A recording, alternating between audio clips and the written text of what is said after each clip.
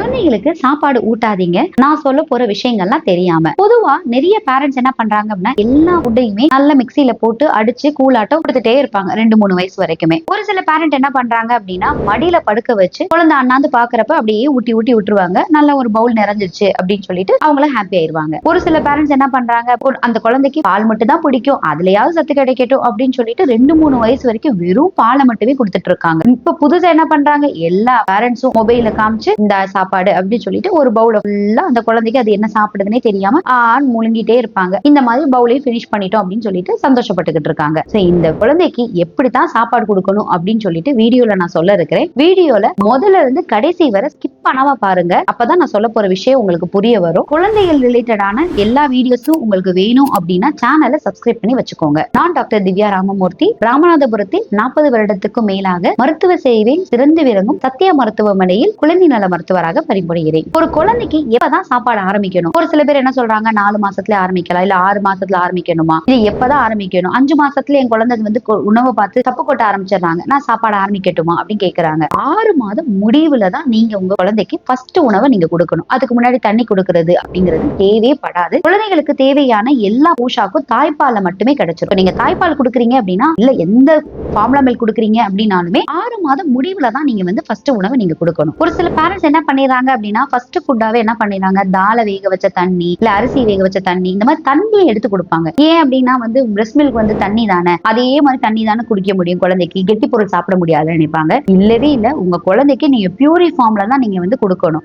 ஒரு களி மாதிரி தான் நீங்க கிண்டி கொடுக்கணும். உங்க குழந்தை அதை அழகா முழுங்குவாங்க. நீங்க கொடுக்க போறப்ப குழந்தை என்ன பண்ணும், ஃபர்ஸ்ட் எடுத்தோடனே வந்து அதை திப்பி திப்பி விடுற மாதிரி தெரியும். அந்த குழந்தைக்கு வந்து அந்த உணவு வந்து பிடிக்காம அவங்க வந்து திப்பல. இவ்வளவு நாள் தாய்ப்பாலை மட்டுமே குடிச்சிட்டு இருந்த குழந்தைக்கு வந்து அதுதான் அந்த நாக்கை வந்து ஸ்வெலிட்டி வாங்குறதுக்கு கொஞ்சம் நேரம் ஆகும். அதுக்கு பக்குவப்படுறாங்க, அவ்வளவுதான். அதனால நீங்க கொடுக்குற உணவு வந்து அவங்க துப்பிட்டாங்க, ஒரு தடவை துப்பிட்டாங்க அப்படின்னு சொல்லிட்டு அந்த உணவை நீங்க கொடுக்காம இருக்கக்கூடாது. இன்னொன்னு, ஒருவேளை உங்க குழந்தைக்கு அந்த ஸ்டேஜ் பிடிக்காம இருந்ததுன்னா கூட ஒரு உணவை 8 முறை நீங்க கொடுக்கறப்ப அந்த குழந்தைக்கு ஆட்டோமேட்டிக்கா பிடிச்சிடும். இந்த மாதிரி நீங்க கொடுத்து பழகணும். எந்த உணவு கொடுத்தாலுமே அது புதுசா கொடுக்குறீங்க அப்படின்னா அன்னைக்கு வேற ஏதோ புது உணவு நீங்க கொடுக்க கூடாது, ட்ரை பண்ணக்கூடாது. புது ஃபுட்டு கொடுக்குறப்ப மார்னிங் டைம் கொடுங்க. அப்பனாதான் அந்த குழந்தைக்கு ஒத்துக்குதா அப்படின்னு ஒரு 6 to 8 மணி நேரத்துல தெரிய வரும். சோ ஈவினிங் டைத்துல நீங்க ஒருவேளை ஒத்துக்கல அப்படின்னா பீடியாட்ரிஷியனை போய் பார்க்கலாம். இன்னொரு பெனிஃபிட் என்ன அப்படின்னா மார்னிங் டைம்ல தான் நம்மளுடைய டைஜஷன் என்சைம் சொல்லக்கூடிய சுரப்பிகள் எல்லாமே நல்லாவே சுரக்கனாதான் உங்களுக்கு டைஜஷன் நல்லாவே நடக்கும். இதனால நீங்க மார்னிங் டைம்ல நீங்க கொடுக்கணும். முடிந்த அளவுக்கு சால்ட், சுகர் எல்லாத்தையும் நீங்க சேர்த்து கொடுக்கறத அவாய்ட் பண்ணிக்கோங்க.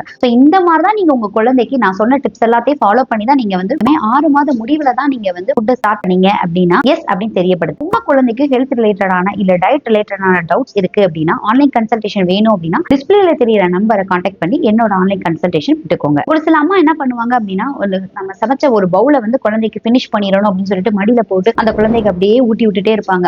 அந்த குழந்தை வந்து அது பிடிக்குதோ இல்லையோ அந்த மாதிரி வந்து கூட்டுக்கிறாங்க. இந்த மாதிரி நீங்க உங்களை ஃபோர்ஸ் பண்ணி கொடுக்கறனால அந்த குழந்தைக்கு அந்த ஃபுட்டை வந்து பிடிக்காமலே போறதுக்கு சான்ஸ் இருக்கு. உங்க குழந்தைய ஃபோர்ஸ் பண்ணி எந்த ஃபுட்டையுமே நீங்க கொடுக்காதீங்க. ஒரு சில பேர் என்ன பண்றாங்க அப்படின்னா வந்து மொபைல காமிச்சுக்கிட்டே வந்து ஊட்டுவாங்க. அது என்ன நடக்கும்னா குழந்தைக்கு என்ன சாப்பாடு போகுது எதுவுமே தெரியாது. அதுக்கு சாப்பிட்டு ஆன்னு சொல்லி இவங்களுக்கு ஊட்டிட்டே இருப்பாங்க. இதனால என்ன நடக்குது, குழந்தைக்கு ஒரு ஃபுட்டை பத்தி புரிதல் இல்லாம போயிடும். ஒரு டெக்ஸ்சர் எப்படி இருக்கு, அந்த ஃபுட்டோட டேஸ்ட் என்ன, இது என்ன ஃபுட், இந்த மாதிரி எந்த சென்ஸ்மே அவங்களுக்கு வந்து ஒர்க்கே ஆகாது நீங்க இந்த மாதிரி எல்லாம் கொடுக்கறனால. ஒரு சில மதர் என்ன பண்ணுவாங்க அப்படின்னு பாத்தீங்கன்னா எல்லா ஃபுட்டையுமே நல்ல மிக்சியில போட்டு அரைச்சு நல்ல கூலாட்ட கொடுத்துட்டே இருப்பாங்க. ஈவன் அந்த குழந்தை வந்து 2-3 வயசாயுமே அதே அந்த கூலமா தான் எதிர்பார்க்கறாங்க. இதுல என்ன நடக்குது அப்படின்னா குழந்தைக்கு தேவையான சத்து கிடைக்க போறது இல்ல. இன்னொன்னு, அந்த குழந்தை வந்து நம்மளுடைய நார்மலா ஒரு வயசுல வந்து நார்மலா ஒரு குழந்தை நம்ம வீட்டுல என்ன சாப்பிடுறோமோ அந்த ஃபுட்டை வந்து அவங்க பழகணும். அந்த குழந்தைய வந்து அந்த மாதிரி பழகவும் மாட்டாங்க. இதுக்கு என்ன பண்ணணும் அப்படின்னா ஒரு 6 மாசம் 7 மாசத்துல நீங்க ஒரு பியூரி ஃபார்ம்ல நீங்க கொடுக்கறது ஓகே. அதுக்கு அடுத்து கொஞ்சம் அதை வந்து திப்பியா கொடுக்க ஆரம்பிக்கணும். ஒரு 8 மாசத்துல எல்லாம் நல்லாவே திப்பியாவே நீங்க கொடுக்கலாம். அடுத்து 9வது மாசத்துல எல்லாம் பாத்தீங்கன்னா அவங்களே உட்கார்ந்து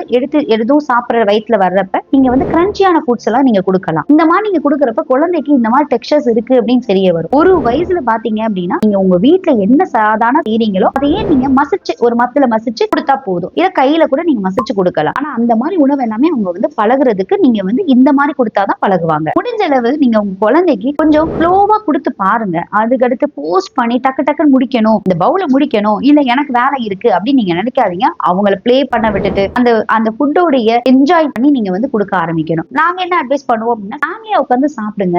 அப்பதான் அந்த குழந்தைக்கு புரிதல் இருக்கும். இது வந்து ஃபேமிலி டைம்ல வந்து நம்ம சாப்பிடணும் அப்படிங்கிறது, சாப்பாடு டைம் அப்படிங்கிறது, இன்னொன்னு உங்களுடைய ஃபேமிலியில என்ன மாதிரி டைப் ஆஃப் ஃபுட் நீங்க சாப்பிடுறீங்க, இதுதான் நம்ம கல்ச்சர் அப்படிங்கிற எல்லா புரிதலுமே இந்த மாதிரி வரும். ஒரு சிப்ளிங் யாராவது இருக்காங்க அப்படின்னா நீங்க அவங்க கூட உட்கார வச்சு சாப்பாடு ஊட்டுங்க. அப்பதான் அந்த புரிதல் எல்லாமே தெரிய வர்றதுக்கு இது ரொம்பவே ஹெல்ப்ஃபுல்லா இருக்கும். ஒரு சில மதர் என்ன பண்ணுவாங்க அப்படின்னு பாத்தீங்கன்னா, ரொம்பவே என் குழந்தைக்கு வந்து ரொம்ப நல்ல ஃபுட் கொடுக்குறேன் அப்படின்னு சொல்லிட்டு அவகாடோ இந்த மாதிரி புதுசா வந்திருக்க எல்லா எக்ஸாட்டிக் ஃபுட்ஸையும் கொடுக்குறாங்க. ஆனா அவங்களுக்கு ஒரு புரிதல் இல்ல. நீங்க லோக்கலி அவைலபிள் ஃபுட்ஸ் எல்லாமே உங்க குழந்தைக்கு தாராளமா நீங்க பயன்படுத்தலாம். ஃபர்ஸ்ட் நான் சொன்ன எக்ஸாட்டிக் ஃபுட்ல தான் எனர்ஜி இருக்கா இல்ல எனர்ஜி இல்லையா அப்படிங்கறதெல்லாம் இல்லவே இல்ல. எல்லாத்துலயுமே எனர்ஜி இருக்கதான் செய்யுது. நீங்க லோக்கலி அவைலபிள் ஃபுட் கொடுக்கறனால நம்ம டெம்பரேச்சருக்கு ஏத்த மாதிரி நம்மளோட என்வரான்மெண்ட்டுக்கு ஏத்த மாதிரி அந்த ஃபுட் இருக்கிறனால ஈஸியா அவங்களுக்கு டைஜஷன் எல்லாமே நடக்கதான் போகுது. இதுல இருந்து எனர்ஜி கிடைக்கதான் போகுது. ஒரு சில மதர் என்ன பண்றாங்க அப்படின்னு பாத்தீங்கன்னா, ஒரு குழந்தைக்கு என்ன பிடிக்குதோ அதையாவது சாப்பிடட்டும் அப்படின்னு சொல்லிட்டு அப்படியே விட்டுருவாங்க. அது குழந்தை கடைசியில என்ன நடக்கும், பாலை மட்டுமே குடிச்சிட்டு இருப்பாங்க. 2-3 வயசுல வந்து வர்றப்ப என்ன சாப்பிடுறாங்க அப்படின்னு கேட்டா ஒன்லி பால் மட்டும் தாங்க குடிக்கிறாங்க அப்படின்னு சொல்றாங்க. இந்த தவறு எல்லாமே 6 மாதத்துல நீங்க ஸ்டார்ட் பண்றதுல இருக்கிறது உடைய புரியாததுதான். நீங்க இது எல்லாமே புரிஞ்சுக்கிட்டு நீங்க வந்து கரெக்டா கொடுக்குறீங்க அப்படின்னா அந்த குழந்தைக்கு அந்த ஃபுட்டோட இம்பார்ட்டன்ஸ் புரியும். லேட்டரான் அதோடைய எல்லா விஷயத்திலயுமே அடாப்ட் பண்ணிக்கிறதுக்கு ட்ரை பண்ணுவாங்க. உங்க குழந்தை ஒருவேளை சாப்பாடு துப்பி விடுறாங்க இல்ல அவங்க வேணாம் அப்படின்னு சொல்லி ரெஃப்யூஸ் பண்றாங்க அப்படின்னா உடனே பேரண்ட் வந்து ஒரி ஆயிடுவாங்க. என் குழந்தை நீங்க மதியம் சாப்பிடல இல்ல காலைல சாப்பிடல அப்படின்னு சொல்லிட்டு. குழந்தைய பொறுத்த வரைக்கும் நம்ம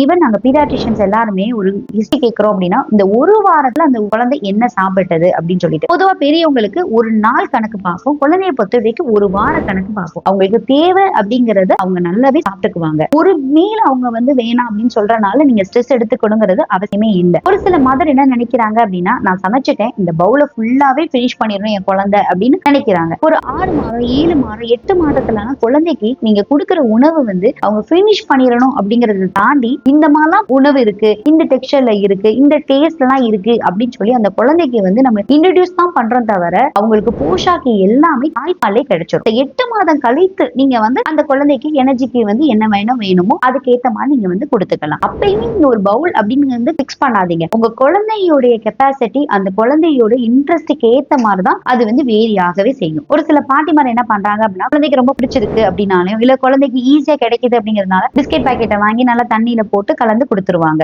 இந்த மாதிரி எல்லாம் நீங்க வந்து ரிசர்வ்டு ஃபுட் அப்படிங்கறதோ இல்ல ஹைலி சுகர் கண்டென்ட் கொடுக்கறனால குழந்தைகளுக்கு நிறைய கான்சிக்வன்ஸ் வரனால ஹோம் மேடா நீங்க கொடுத்து பாருங்க. வீட்டுல செஞ்ச உணவே நீங்க கொடுங்க. ஈவன் ஹோம் மேட் சர்லாக்லாம் நீங்க ட்ரை பண்ணுங்க.